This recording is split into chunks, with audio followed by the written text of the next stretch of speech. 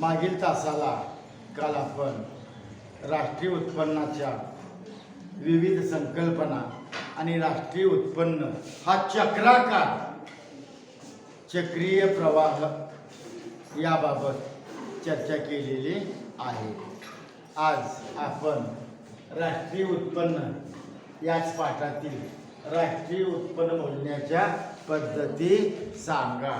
तर राष्ट्रीय उत्पन्न मोजण्याच्या एकूण 3 पद्धती आहेत। त्या तिन्ही पद्धतीवर चर्चा करायची आहे आणि तिन्ही पद्धतीच्या दक्षता, राष्ट्रीय उत्पन्न मोजताना कोणत्या दक्षता घेणार, तिन्हीमध्ये दक्षता दिलेली आहे। त्यामध्ये पहिली पद्धत उत्पादन पद्धत, दुसरी उत्पन्न पद्धत आणि तिसरी खर्च। त्यातील पहिल्याची आता माहिती घ्यायची आहे। राष्ट्रीय उत्पन्न म्हणजे काय, मग त्याच्या पद्धती पाहूया आपण। शिकवलंय का नाही? राष्ट्रीय उत्पन्न म्हणजे काय शिकवलंय। दिलेल्या वर्षात किंवा देशात एका वर्षाच्या कालावधीत उत्पादित होणाऱ्या सर्व अंतिम महत्वाचा आहे, अंतिम वस्तू व सेवांचे बाजारभावानुसार येणारे मूल्य म्हणजे राष्ट्रीय उत्पन्न। कालावधी एका वर्षाचा आणि एका वर्षाच्या कालावधीमध्ये आपल्या देशात निर्माण होणाऱ्या विविध वस्तू आणि सेवांचे बाजारभावानुसार येणारे अंतिम मूल्य विचारात घेतलं जातं। तर त्यामध्ये उत्पादन पद्धत या ठिकाणी पाहत असताना भारतात कशाचं उत्पादन होतं। मी परवा सांगितलं, भारतामध्ये शेती क्षेत्रामध्ये उत्पादन होतं का, औद्योगिक क्षेत्रामध्ये उत्पादन होतं का, आणि सेवा क्षेत्रामध्ये उत्पादन होतं का? तर तिन्हीचं उत्तर काय? होय। प्राथमिक क्षेत्र शेती, द्वितीय क्षेत्र उद्योगधंदे आणि तृतीय क्षेत्र म्हणजे कोणतं? सेवा क्षेत्र। या तिन्ही क्षेत्राच्या उत्पन्नाची बेरीज, कोणत्या उत्पन्नाची? अंतिम मूल्यांच्या उत्पन्नाच्या बेरजेला आपण काय म्हणतो? राष्ट्रीय उत्पन्न असे म्हणतात। आणि म्हणून राष्ट्रीय उत्पन्नाच्या उत्पादन पद्धतीला समानार्थी शब्द माल साठा पद्धती। उत्पादन पद्धतीला दुसरं नाव काय? माल साठा पद्धती आहे। आता या नावाप्रमाणे उत्पादनावर लक्ष केंद्रित केलेलं आहे, उत्पादनावर लक्ष। मग उत्पादन पाहत असताना अर्थव्यवस्थेमध्ये विविध प्रकारचं उत्पादन होतं। सर्व क्षेत्राच्या उत्पादनाची बेरीज केली पाहिजे। भारत खंडप्राय म्हणजे मोठा देश आहे, बरोबर आहे का? भारतात अनेक राज्य आहेत, महाराष्ट्र, गुजरात, पंजाब, हरियाणा असे किती राज्य आहेत? बोला। 36 बघा, पुस्तकात अचूक बघा, जनरल नॉलेजला महत्वाचं आहे। काही केंद्र शासित प्रदेश आहेत, प्रत्येक भागात एकसारखी पिकं घेतली जातात काय? नाही। भारताच्या विविध भागात विविध प्रकारची पिकं घेतली जातात। त्यानंतर भारतात प्राथमिक क्षेत्र संपल्यानंतर दुसरं क्षेत्र उद्योगधंदे। भारतात विविध खनिज संपत्ती सापडते, त्यावर आधारित आणि शेतीवर आधारित लहान मोठे असंख्य कारखाने आहेत का नाही? मी परवा उदाहरण दिलं होतं। विविध भागात विविध पिकं घेतली जातात, विविध फळं घेतली जातात, फळावर प्रक्रिया केल्या जातात। तसं या ठिकाणी उद्योगधंद्यामध्ये लघु उद्योग, कुटीर उद्योग, ग्रामोद्योग आणि मोठे उद्योग, या उद्योगधंद्यामध्ये काय सांगितलं? टाचणीपासून रेल्वे इंजिनपर्यंत लहानापासून लहान ते मोठ्यातील मोठ्यापर्यंत वस्तू काय केल्या जातात? भारतात निर्माण केल्या जातात. भारतात प्रत्येक राज्यात अनेक जिल्हे आहेत आणि प्रत्येक जिल्ह्यात MIDC दिलेले आहेत. त्यात सगळे काय आहेत? कारखाने आहेत. भारतातील सर्व कारखान्यामध्ये एका वर्षाच्या कालावधीत निर्माण होणाऱ्या वस्तूचं मूल्य विचारात घेतलं पाहिजे. आणि तिसरं म्हणजे सेवा क्षेत्र. यामध्ये उत्पादन होणार नाही, प्रक्रिया होणार नाही, पण काय ती वस्तू ग्राहकापर्यंत पोहोचली पाहिजे का नको. सेवा क्षेत्र, दळणवळण, वाहतूक, सेवा क्षेत्राचा विचार केला पाहिजे. शिक्षक, डॉक्टर, वकील, इंजिनियर ही सगळी उदाहरणं कशी आहेत?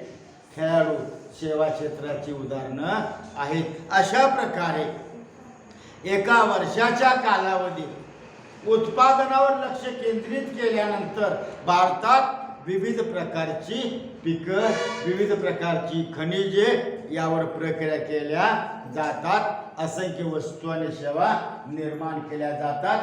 त्यांचं अंतिम मूल्य विचारात घेऊन या ठिकाणी उत्पादन पद्धती निर्माण केली जाते. आता एक विचार महत्त्वाचा आलाय बघा. एका वर्षाच्या कालावधीत विविध वस्तू निर्माण होत असताना त्या वस्तू आपोआप तयार होतात का? परवा सांगितलं शेतीमध्ये कच्चा माल तयार झाला, तो कारखान्यापर्यंत न्यावा लागणार, वाहतूक करावी लागणार. कारखान्यात नेल्यावर काय करावं लागेल? यंत्रावर त्याची काय करावं लागेल? प्रक्रिया करावी लागेल. आणि नंतर अनेक टप्प्यातून ऊस टाकल्यानंतर त्याचा रस आणि ते रसापासून नंतर प्रक्रिया करत करत आपल्याला शेवटी काय मिळते? साखर मिळते. प्रत्येक टप्प्यात वस्तूची किंमत तीच राहते का वाढत जाते? वाढत जाते. आणि शेवटी आपल्याला कालच्या तासाला मी सांगितलं कोणत्या मूल्याचा विचार करायचा? अंतिम मूल्याचा विचार करायचा. एक 3 विधानं दिली होती, आठवते का? उदाहरणं बघा. भारतात किती ऊस पिकतो विचारात घ्यायचा नाही, तर काय विचारात घ्यायचं? भारतात साखर किती निर्माण होते, भारतात कापूस किती पिकला जातो, किती क्विंटल, किती गाठड्या, शब्द गाठड्या आहे त्याच्यामध्ये पुस्तकात जुन्या, तर किती कापूस पिकला जातो, किती क्षेत्रात कापसाची लागवड झाली याचा विचार करायचा नाही. तर विचार कसा करायचा की या ठिकाणी कापड भारतात किती निर्माण झालं. अशा प्रकारे अनेक ज्या वस्तू देशात निर्माण होतात त्या वस्तू निर्माण होत असताना कच्चा माल, मध्यम माल आणि नंतर पक्का माल. तर पक्क्या मालाचा विचार केला तर अर्ध पक्का कच्चा माल याचा विचार करायचा नाही. आणि म्हणून उत्पादन पद्धतीत काय सांगितलंय? वर्धित मूल्य पद्धतीचाच विचार करायचा. आणि म्हणून याचे स्थूल राष्ट्रीय उत्पादनाचे दुहेरी मापन टाळण्यासाठी 2 पर्यायी पद्धती सांगितलेल्या आहेत. कशामध्ये पर्यायी संकल्पना सांगितले? पहिल्याचे 2 भाग झालेले आहेत. पहिल्याचे कुठलं? उत्पादन पद्धती म्हणजे कोणत्याही वस्तूची दुहेरी गणना टाळून राष्ट्रीय उत्पन्नात मोजायचं असेल तर त्यासाठी उत्पादन पद्धती, उत्पन्न पद्धती, खर्च पद्धती यापैकी उत्पादन पद्धतीचे 2 भागात विभागणी केलेली आहे. एक अंतिम वस्तू पद्धती. पहिला मुद्दा काय नाव लिहिलं बघा यामध्ये? पहिलं अंतिम वस्तू पद्धती आणि दुसरं 2 वर्धित मूल्य पद्धती. बघा मी काय सांगितलं या ठिकाणी? अंतिम वस्तू पद्धती आणि वर्धित मूल्य पद्धती. आता अंतिम वस्तू पद्धतीत काय सांगितलं बघा, प्राथमिक क्षेत्र, द्वितीय क्षेत्र आणि तृतीय क्षेत्र यामध्ये निर्माण होणाऱ्या अंतिम याचा अर्थ ती वस्तू कशी पाहिजे, उपभोग्यजन्य असली पाहिजे. आणि मी सांगितलं उपभोग घेतला पाहिजे म्हणजे वस्तू खाल्लीच पाहिजे असं नाही. त्याचा अर्थ काय, टीव्हीचा उपभोग घेतला, या पुस्तकाचा उपभोग घेतला याचा अर्थ पुस्तक वाचन केलं. उपभोग घेणे म्हणजे खाणं असाच अर्थ घ्यायचा नाही. वापरणे, खाणे असाही या ठिकाणी वापर करता येतो. आणि म्हणून प्राथमिक, द्वितीय आणि तृतीय क्षेत्रातील उत्पादित होणाऱ्या अंतिम वस्तूचं मूल्य, अंतिम वस्तूचं बाजारभाव विचारात घेऊन राष्ट्रीय उत्पन्न मोजलं पाहिजे, तरच दुहेरी गणना टाळता येते. सांगण्याचा हेतू काय, अंतिम वस्तूच मोजली पाहिजे, मध्यम कच्चा माल असा वापर करायचा नाही. आणि म्हणून या ठिकाणी अंतिम वस्तूच्या मूल्यात कच्चा माल आणि मध्यम कच्चा माल यांचं मूल्य समाविष्ट असतं काय असतं. काल उदाहरण दिलं, ब्रेड बनवायचं, त्या ब्रेडच्या किमतीत गव्हाचा पिठाचा समावेश असेल का नाही, असणारच. कारण गव्हाचं पीठ आल्याशिवाय ब्रेड तयार करता येणार नाही आणि पीठ कोण मोफत देणार नाही. आणि म्हणून ब्रेडच्या किमतीत गहू आणि गव्हाचं पीठ हे मध्यम उत्पादनाचा समावेश केलेला असतो. पण शेवटी ब्रेडची किंमत पाहत असताना सर्व कच्चा माल, मध्यम माल या सर्वांचं मूल्य त्याच्या विचारात घेतलेलं असतं. म्हणून अंतिम मूल्याचाच विचार करायचा, अंतिम पूर्व मूल्याचा अजिबात विचार करायचा नाही. कच्च्या मालाचा तर अजिबात विचार करायचा नाही, फक्त पक्का माल, तो पण कसा, उपभोग्यजन्य मालाचाच विचार केला पाहिजे. जसं ब्रेडच्या किमतीत गहू आणि गव्हाचे पीठ याच्या मूल्याचा समावेश केलेला असतो. आणि म्हणून ब्रेड ही अंतिम वस्तू आहे, तिच्याच मूल्याचा विचार करायचा. म्हणून या ठिकाणी पहिला पद्धत काय दिलेली आहे, अंतिम वस्तू पद्धती. आणि यामध्ये तयार होणाऱ्या अंतिम वस्तूचंच मूल्य विचारात घ्यायचं आहे. त्याच्यानंतर अंतिम वस्तूच्या मूल्याबरोबर जेव्हा मध्यम वस्तूचे मूल्य मोजले जाते तेव्हा दुहेरी गणना होते. उदाहरण घ्या, कापडाचं मूल्य मोजण्याऐवजी कापसापासून सूत तयार करावं लागतं. सूत केल्याशिवाय कापडच तयार करता येत नाही. मग कापडाच्या किमतीत सूत पण या ठिकाणी समाविष्ट केलं तर सूताची किंमत धरायची आणि कापडाची पण किंमत धरायचं. राष्ट्रीय उत्पन्न बरोबर येईल काय? सूत अंतिम वस्तू आहे काय? नाही. आणि म्हणून काय सांगितलं, अंतिम वस्तूचाच विचार करायचा. जर सुताचा आणि कापडाचा विचार केला तर राष्ट्रीय उत्पन्न चुकीचे येणार आहे. ऊसाची पण बेरीज धरली, शेतातील ऊसाचं आणि कारखान्यातील साखरेचा पण विचार केला, आकडेवारी भलतीच मोठी येणार, चुकीची येणार.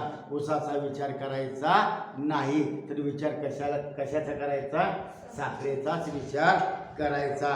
अशा प्रकारे अंतिम वस्तूचं मूल्य मोजलं जातं. अंतिम वस्तू म्हणजे कोणती सांगितली मी, जी वस्तू उपभोग्यजन्य आहे किंवा जी वस्तू वापरण्यासारखी आहे अशाच वस्तूच्या मूल्याचा विचार करायचा. कच्चा माल, मध्यम माल, मध्यम म्हणजे पूर्ण तयार झालेला नाही असा माल. ब्रेड बनवण्यापूर्वी कणिक तयार करावं लागतं. कणिक काय झालं, मध्यम माल. गव्हापासून पीठ बनवलं, मध्यम माल. गहू कच्चा माल, कच्चा माल, मध्यम माल याचा विचार करायचा नाही. जर गव्हाचा पण विचार केला, त्या पिठाचा पण विचार केला आणि ब्रेडची पण किंमत धरली, काय होईल, राष्ट्रीय उत्पन्नाचा आकडा भलताच मोठा येणार आणि तो बरोबर असणार नाही. म्हणून गव्हाचा विचार करायचा नाही, गव्हाच्या पिठाचा विचार करायचा नाही, बेकरीचा पण विचार करणार नाही. तयार ब्रेडचाच विचार करायचा, लक्षात राहील. पहिली पद्धत कोणती? अंतिम वस्तू पद्धत. आणि दुसरं वर्धित मूल्य पद्धत. वर्धित मूल्य पद्धतीचं उदाहरण दिलेलं, तेच उदाहरण दिले बघा. काय सांगितले बघा याच्यामध्ये? उत्पादन पद्धती. कापूस, कापसापासून काय तयार करावं लागतं? सूत. आणि नंतर सुतापासून काय बनवलं जातं? आणि कापडानंतर आणि तयार कपडे. कापड वेगळे आणि कपडे वेगळे. कापड आणि कपडे एक नाही.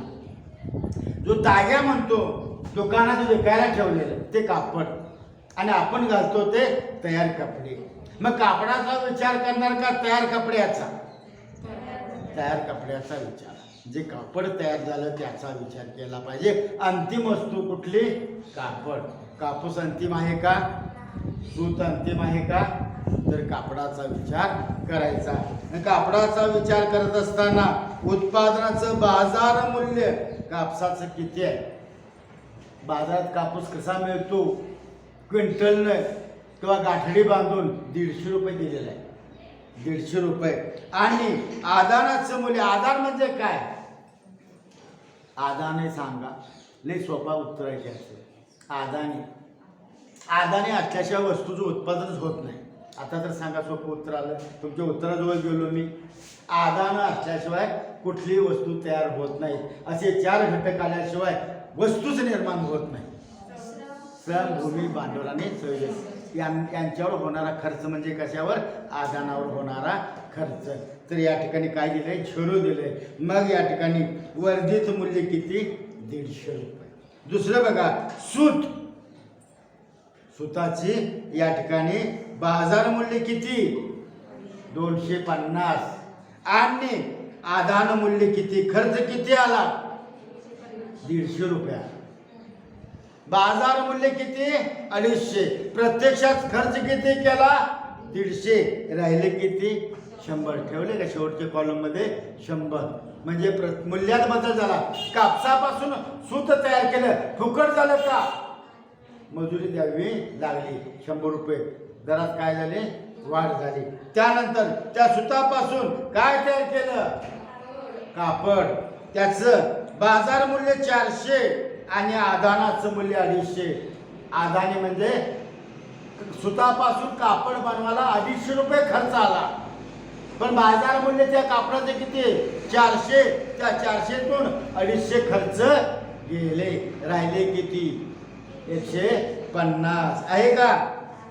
आणि शेवटी अंतिम वस्तू कोणती? तयार कापड. आपल्या अंगावर आहे ते तयार कपडे. मग त्याचं मूल्य काय? मार्केटला गेला, तयार कपडे मिळतात. आता एका शर्टची किंमत किती दिली तिने? 500 रुपये. हे तयार होणारं बाजार मूल्य आहे. पण आदानाचं मूल्य किती आहे? किती खर्च आला बघा. खर्च आला का? 250 आणि 150 किती झालं? 250 आणि 150. काय तुमचं गणित? 400. शर्टची किंमत किती? शर्टची किंमत 400. 500. आलेला खर्च किती? म्हणजे वर्धित मूल्यामध्ये शेवटी काय आलं बघा? 100 आलेलं आहे. अशा प्रकारे वर्धित मूल्य आणि मध्यम माल, कच्चा माल याचं मूल्य दोन्हीकडे समान आलं पाहिजे. बाजार भावाची असणारी किंमत आणि वर्धित मूल्याची किंमत दोन्ही किती आलेलं आहे बघा पुस्तकात? 500 आलेलं आहे. प्रत्येक टप्प्यात किंमत काय होत गेलेली आहे? मग कोणत्या किमतीचा विचार? 150, 100, 150, 100 आहे का नाही बघा कॉलम? मग कुठल्या मूल्याचा विचार करणार? 150, 100, 150, 100 का 500? 500चाच विचार करायचा. कारण 500 काय आहे? वर्धित. अंतिम टप्प्यापर्यंत कापड शर्ट तयार करेपर्यंत प्रत्येक टप्प्यात प्रत्येक मूल्यात होणाऱ्या वाढीचाच विचार केलेला आहे. म्हणून या ठिकाणी जसं गव्हाचं उदाहरण दिलं, जुन्या पुस्तकात दिले बघा. गहू कसा आहे? 7 रुपये किलो. त्या गव्हापासून काय बनवायचं? पीठ. पीठ बनवायला 2 रुपये दिलं, बरोबर आहे? गव्हाची किंमत 7 रुपये, पीठ बनवायला 2, झाले किती? 9. त्या पिठापासून बेकरीत काय करायचं, कणिक तयार करून ब्रेडचा साच्यामध्ये घालून ते भाजून घ्यावं लागतं. त्याचा खर्च 3 रुपये आला. काय झालं, 7 आणि 2 9 आणि 3 12.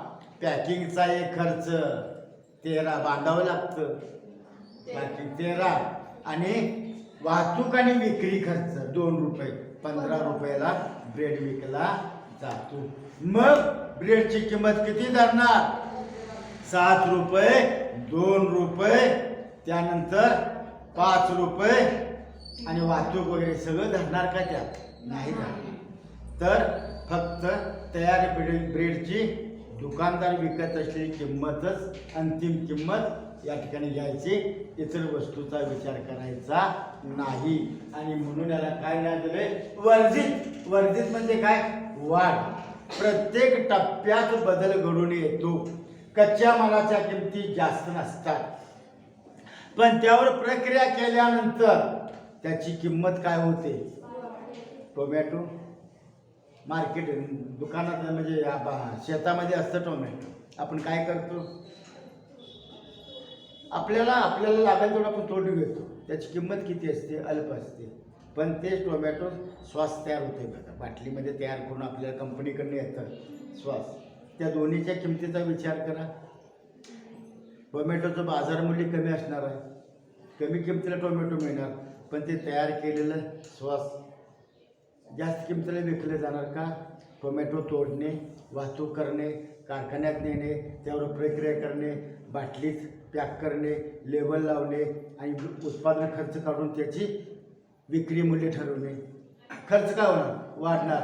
म्हणजे टोमॅटोची मुख्य किंमत वेगळी आणि स्वच्छची किंमत वेगळी. अशा प्रकारे प्रत्येक टप्प्यात काय होत गेलं, किंमत वाढत गेलं. म्हणून नाव काय दिलंय, वर्धित मूल्य. प्रत्येक टप्प्यात किंमत वाढत जाते.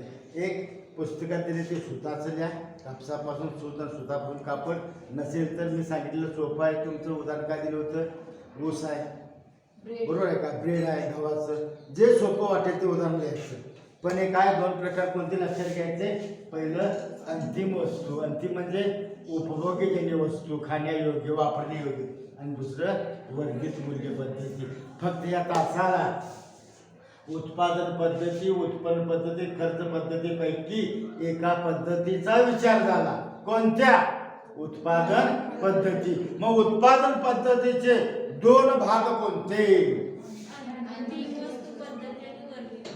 अंतिम वस्तू पद्धत आणि वर्धित मूल्य पद्धत. दोन्ही पद्धतीनं राष्ट्रीय उत्पन्न आपल्याला मोजता येतं. पण असं राष्ट्रीय उत्पन्न मोजताना पुढं प्रश्न आहे, कोणत्या दक्षता घ्यायला. दक्षता म्हणजे काय, राष्ट्रीय उत्पन्न मोजताना कोणती काळजी घ्या. तर पहिलं विधान काय दिले बघा, दुहेरी गणना टाळण्यासाठी काय केलं पाहिजे, अंतिम वस्तू व सेवांचंच मोजमाप केलं पाहिजे. मध्यम, अंतिम, पूर्व, कच्चा माल याचा अजिबात विचार करायचा नाही. आणि म्हणून देशात एका वर्षाच्या कालावधीत निर्माण होणाऱ्या अंतिम वस्तू व सेवांचं बाजार मूल्य विचारात घेतलं पाहिजे. पहिली दक्षता कोणती, अंतिम वस्तू व सेवांचाच विचार केला पाहिजे. दुसरं, स्व उपभोगासाठी जे ठेवून घेतो ते राष्ट्रीय उत्पन्नात धरलंच पाहिजे. स्व उपभोग, स्वतःसाठी काही वस्तू आपण ठेवून घेतो. उदाहरण घ्या, ज्वारी, गहू, तांदूळ आपण शेतामध्ये पिकवतो का नाही, पिकवतो. जेवढं भुईमुग पिकवला सगळं मार्केटला लावून देतो काय, मुलांना खायला, घरात स्वयंपाकात वापरायला भुईमुग काय करतो आपण, पोतं 2 पोतं, कुटुंबाच्या आकारानुसार. कुटुंब लहान 1-2 पोती ठेवून घेतात, कुटुंबाचा आकार मोठा जास्त पोती ठेवून घेतात. मग ठेवून घेतलेल्या पोत्यात आपण काय करतो, वर्षभरात खाऊन संपवतो, बरोबर आहे का. त्याचं मूल्य धरतो का, पण बाजार भावानुसार शेंगेच्या एका पोत्याची मार्केटची काय किंमत असेल ते त्या धरलं पाहिजे. एक पोतं ठेवून घेतलं असेल, एका पोत्याची किंमत धरली पाहिजे. 4 पोती ठेवून घेतला असेल तर 4 पोत्याचा बाजारभाव किती आहे ते पाहून तेवढी किंमत राष्ट्रीय उत्पन्नात धरली पाहिजे. 4 पोती गहू पिकला, घरात 2च पोती लागतात, 2 पोती ठेवून घेतला, 2 पोती विकला. ज्या दरात विकला 2 पोती, त्याच दराने त्या 2 पोत्याचा हिशेब राष्ट्रीय उत्पन्नात धरला पाहिजे. आणि म्हणून राष्ट्रीय उत्पन्न मोजताना शेतकरी स्व उपभोगासाठी काही वस्तू ठेवून घेतो. जेवढं पिकवतो सगळंच विकत नाही, जेवढं ठेवून घेतो, ठेवून घेतलेल्याची बाजारभावानुसार किंमत काढून ती राष्ट्रीय उत्पन्नात धरली पाहिजे, वगळायची नाही. विधान कितवं झालं? दुसरं. तिसरं, राष्ट्रीय उत्पन्नाचा अचूक अंदाज येण्यासाठी, म्हणजे राष्ट्रीय उत्पन्न मोजताना चूक होऊ नये म्हणून या ठिकाणी बाजार किमतीत समाविष्ट केलेली अप्रत्यक्ष कराची रक्कम वगळली पाहिजे. सरकारचं अनुदान सुद्धा याच्यामध्ये मोजली पाहिजे. सरकारनं तुम्हाला गॅस सिलेंडरला अनुदान देतं, पूर्वी देत होतं, आता देतात का ना तू बघा नाही. गॅस सिलेंडरला अनुदान देत होतं. ते अनुदान कोणी खर्च केलं? सरकारनं खर्च केलं. चालू वर्षात खर्च केलं का कधी केलं?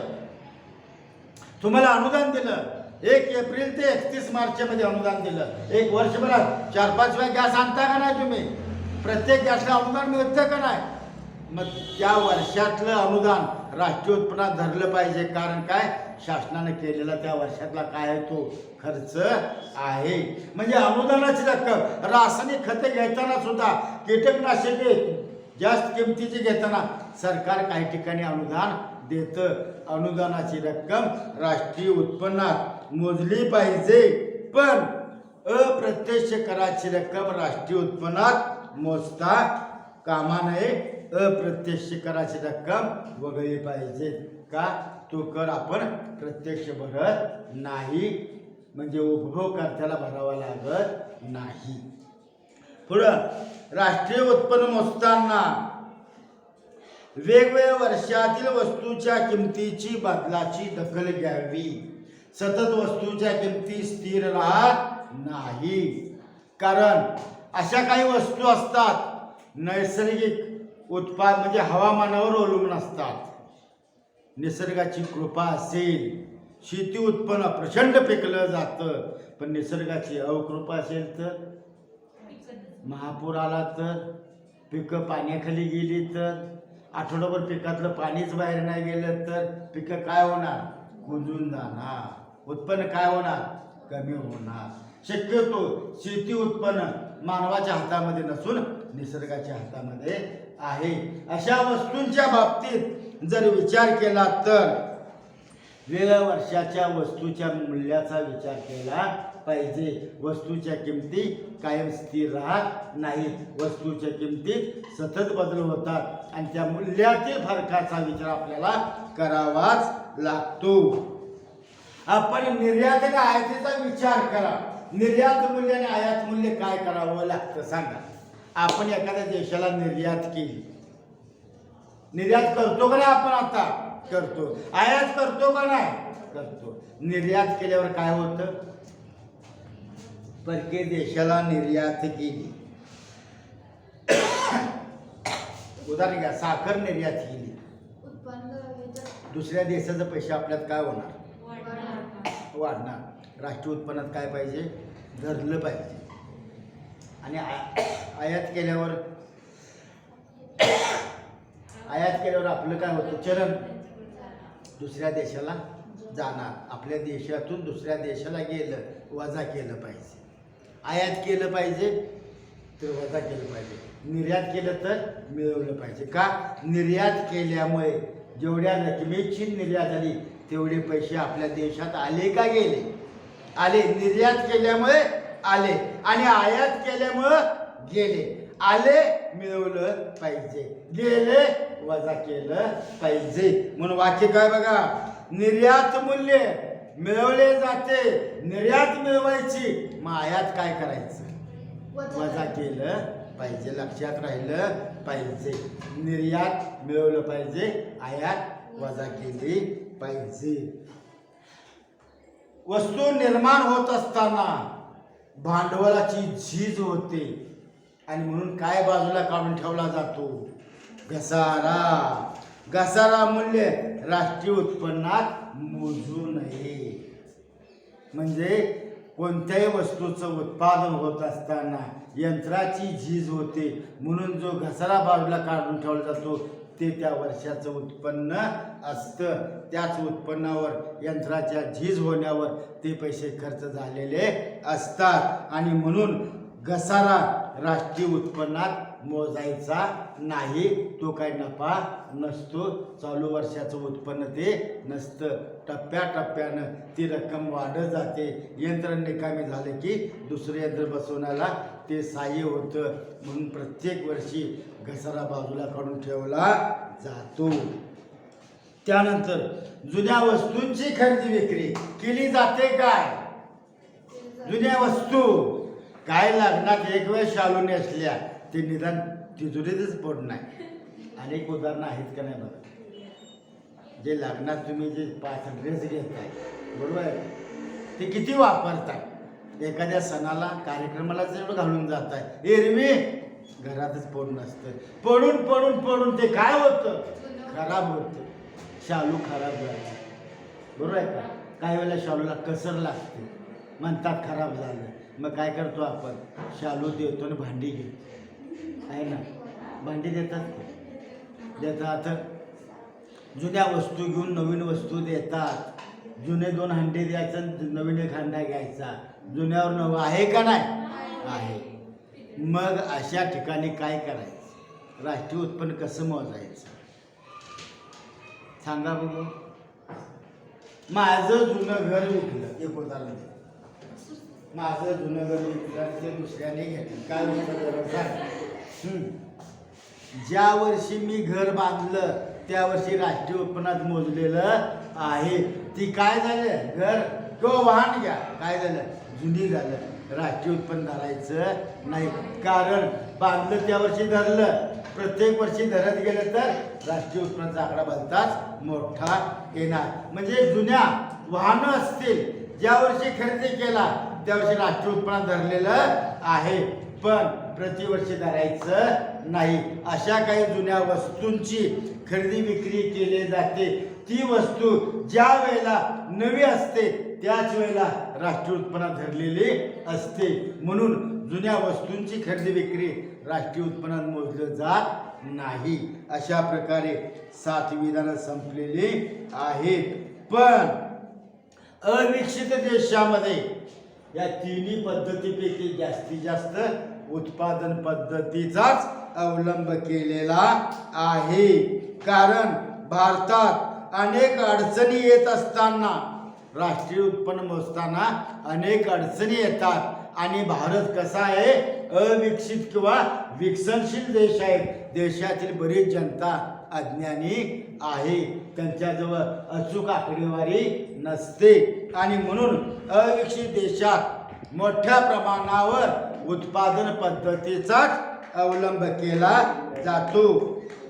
शेती, खाणकाम, हस्तव्यवसाय, यांत्रिक उत्पादन याची मोजणी केली जाते.